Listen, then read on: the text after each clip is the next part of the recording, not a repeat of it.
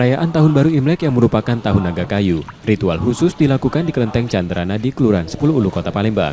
Salah satunya pembersihan patung Dewa Dewi yang dilakukan menjelang malam Imlek. Pembersihan patung dewa dilakukan setelah para dewa yang bersemayam di patung tersebut diyakini naik ke kayangan pada dini hari sebelumnya. Ratusan patung Dewa Dewi yang umumnya berbahan kuningan dan porselen dibersihkan sesuai bahan pembuatannya. Porselen misalnya dicuci menggunakan air bersih dicampur arak putih, lalu dibilas air kembang 7 warna.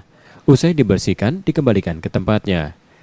Selain patung, pembersihan juga dilakukan pada altar dan hiolo atau wadah dupa. Makna dibalik prosesi pembersihan patung sebagai simbol penghormatan untuk para dewa dan leluhur, yang juga bermakna pembersihan jiwa dan raga menjelang tahun baru.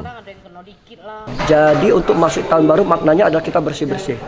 Namanya masuk ke tahun baru, semua kotoran yang tahun lalu kita bersihkan semua. Jadi apa yang kita lakukan tahun kemarin mungkin belum sempurna, kita improve di tahun baru ini. Jadi kita harus introspeksi diri, refleksi apa yang belum kita lakukan. Jadi ke depan kita akan berbuat yang terbaik untuk menyambut tahun baru. Kelenteng Candranadi yang juga dikenal dengan sebutan Kelenteng Dewi Kwan Im, salah satu yang tertua di Palembang dan sejak tahun 1773. Nilai sejarahnya membuat kelenteng ini jadi tujuan utama umat Tridharma di Palembang untuk bersembahyang. M. Rizky Nurmizan, Kompas TV, Palembang, Sumatera Selatan.